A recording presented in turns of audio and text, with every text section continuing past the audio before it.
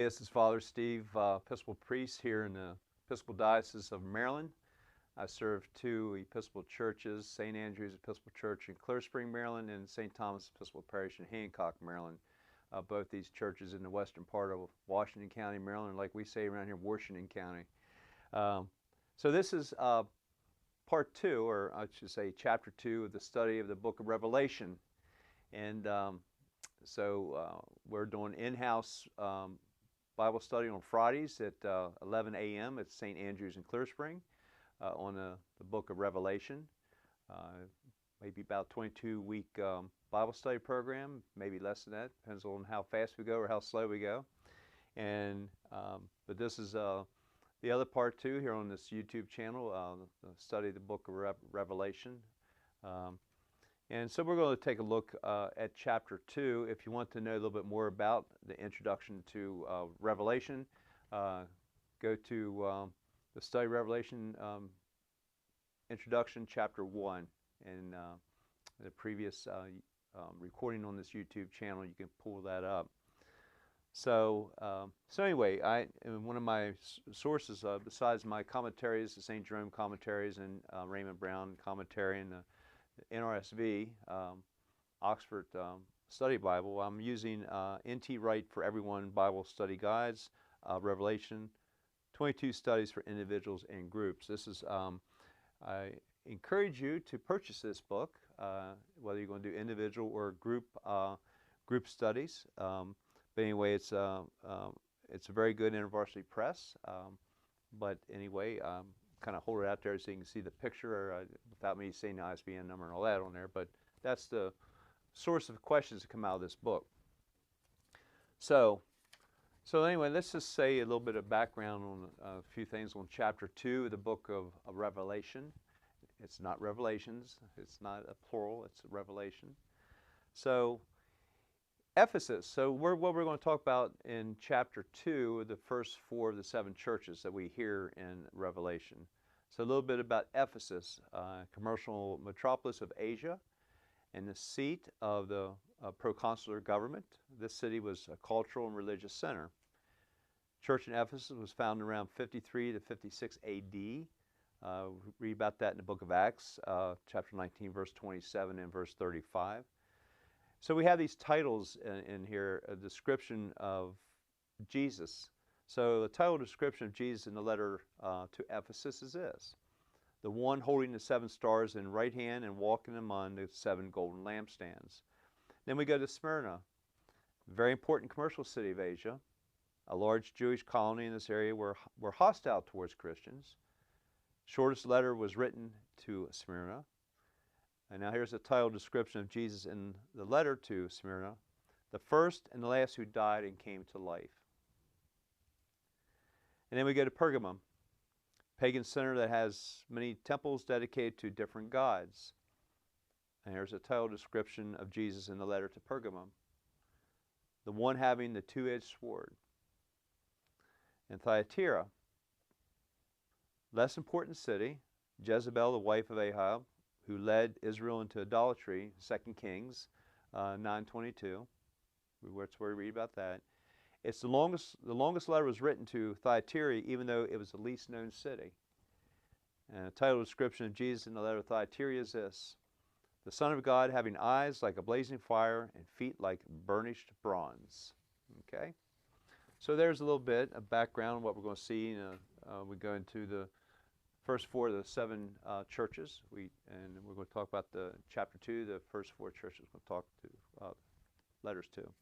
So a little bit of going into my N.T. Wright book. I'll just read a little introduction, but I do encourage you to purchase this book. Very scholarly person, N.T. Wright, you know that. So I like these little intros in these chapters. Oh, by the way, if you wonder why this chair is empty, those who watch our other YouTube program, That Day May Be One, with Father Bobby and myself, we both were on vacation away. Father Bobby was in Scotland and England and all these places, and we are actually getting ready to record a program. But instead of just moving the chair out and having one chair, but Father Bobby will be seated there here, and we're going to record in a couple of days, and he will be in that seat, and his microphone is there. So let's get into Revelation chapter 2. N.T. Wright writes this. I was involved some years ago in making a series of radio programs where people from quite different backgrounds came together for an hour to discuss complex and challenging topics of the day. Since this was being made by the British Broadcasting Corporation, the BBC, there were some in-house guidelines. We were not supposed, for instance, to recommend particular brand name products on air since the publicity-funded BBC does not advertise. But I had not expected to be pulled up shortly simply for answering one of the questions. A listener had written in asking the panel, if you could choose your religious faith, what would it be and why? Since I was the only obvious religious representative on the panel, the person chairing the discussion asked me to speak first. In my opening 50 seconds, I tried to make 3 points. First, I said that Christianity isn't exactly a religion in the sense people mean today. It's much bigger than that, much more all-embracing. Then I pointed out that hardly anyone actually chooses a faith, like someone in the supermarket picking out a particular brand of soup. Then I began to say why, granted all that, I would argue for the truth of the Christian faith and for the positive, healing, life-giving effect it has. I was only a few words into that third section, which was after all answering the question, when I was interrupted by the chair. Oh, Tom, she said, we can't say that sort of thing on air. That's proselytizing. Western society has become like the BBC employee, paranoid about any actual claims, not only that we might have the truth, but that someone else might not. And then we read the New Testament, and we find passages like this one in Revelation 2. I know the blasphemy of those self-styled Jews. We recoil. How can anyone say such things? So an opening question that N.T. Wright has in here, do you sometimes hesitate to speak up about things you really believe in out of fear that you might offend someone? And explain. So getting to question, I'm not going to, for brevity and for the program, I'm not going to do all the questions, but I'm going to do several questions out of here. So what we need to do by this point, and we can pause it or whatever, or I'll just stand here and stare at the camera, would be that to read chapter 2 of Revelation. Go ahead and read chapter 2, and then I will come up with the questions. So the first question will come out after you read chapter 2. What words of praise, warning, and promise are spoken to the church of Ephesus? And that's verses 1 through 7. That's verses 1 through 7 out of chapter 2. What words of praise, warning, and promise are spoken to the church of Ephesus?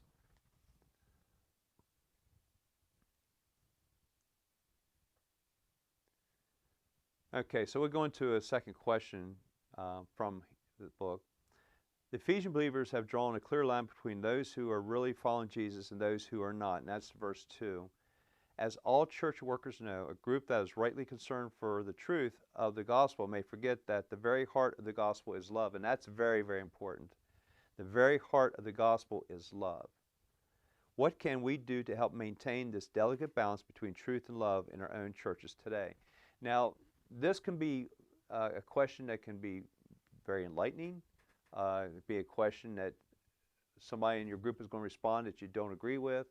But do this out of love for each other and not out of, say, judgment towards a person's response to this. I think it's very important to understand that.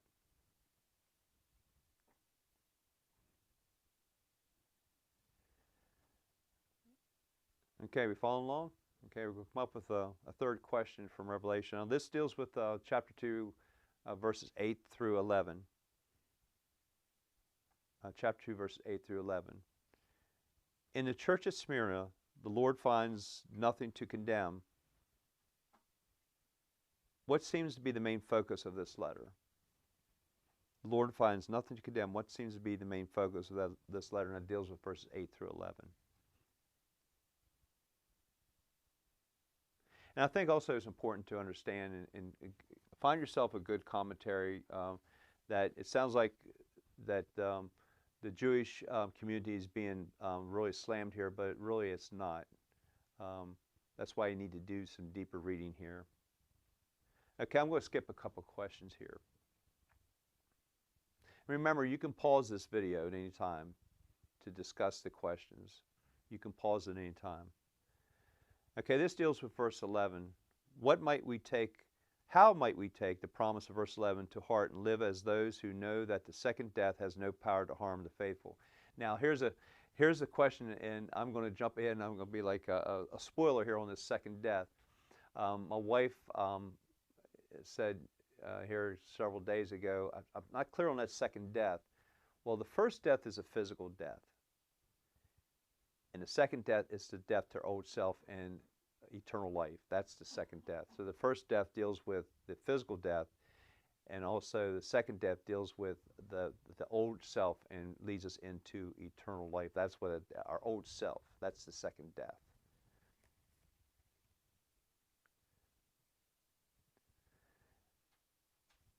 We're good on that? So another question here. Read Revelation chapter 2, verses 12 through 17. How does the Lord refer to the city of Pergamum in this letter? And that's verse 13. I'm going to tell you, stop here a little bit about Pergamum. In seminary, we read this book called The Lost Letters of Pergamum, which is a very interesting book. And you think that it's nonfiction, but it's really fiction. And there's chapters of the main character who goes from a non-believer to a believer. And it's called The Lost Letters of Pergamum. And I think if you get a chance to get that book, read it, because you can see a transition of the characters going back and forth, and these going back and forth, how this person changed from being a non-believer to a believer. So I encourage you to get that book. All right, I'm going to skip ahead a couple more questions here for brevity here. Now here's a good question for you. The problem in Pergamum is that much of the church has lost its cutting edge, its ability to say no to the surrounding culture. For these people, Jesus has stern words. How do we take this warning seriously and not succumb to societal pressures that lead us away from following Jesus purely and faithfully? There's another that could get into discussion. Some may agree, and we don't always agree with everything in our questions. But we look in this fast-moving culture, and there's many things that pull us away from the church. There's things that pull us away from the church. But I'm going to read that question again. The problem in Pergamum is that much of the church has lost its cutting edge, its ability to say no to the surrounding culture.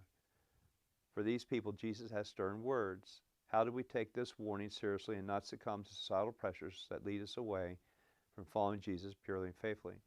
Now, I read a lot of the Pew reports, and why the church attendance is dropping off. It's dropping off not in, say, Episcopal Church, but all over. The numbers are down. But one of the things I read was that maybe we're in a rebuilding, just like the first apostles, building the church back up. Maybe that's where we are. A lot of factors in the last several years have come to hurt the church and as well. Live streaming is like a two-edged sword, really. It's been good, but then some folks have gotten out of the habit of showing up for fellowship on Sundays. They can watch the live stream of the service. One of the things I tell people, especially in the Episcopal realm, is that that's fine, but you are missing out on the sacrament.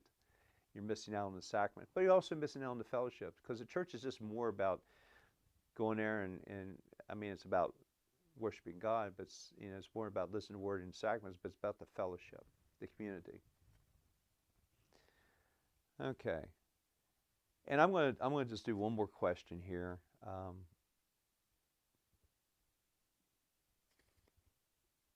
It talks about Jezebel. What is required at the moment for those who have not been drawn away by the teaching and practice of Jezebel is that they hold on tightly. That is a word for all those Christians today who find themselves in churches and fellowships where teaching behavior which they know is not the way of the Messiah is being eagerly embraced and hailed as God-given. What challenge like this is a church generally or your fellowship, particularly facing today. Now, again, this chapter 2 is going to lead into discussion. Some of you may agree with. Somebody's going to say something that I don't follow that or whatever. But I want you to have a loving conversation with those around and not a judgmental conversation. Some will say, well, the reason why the church is falling is because of this. Some will say, well, that's not the reason why the church is falling away, why Christians are finding themselves out of the teaching behavior. But remember that love is an important thing of the gospel. Love and forgiveness is important things of Jesus. That's what it's all about. So anyway, that's chapter 2 for study of Revelation. And I encourage you, if you get a chance, to have this. I do print up notes for each chapter that we are doing. So anyway, there we are. Have a great day.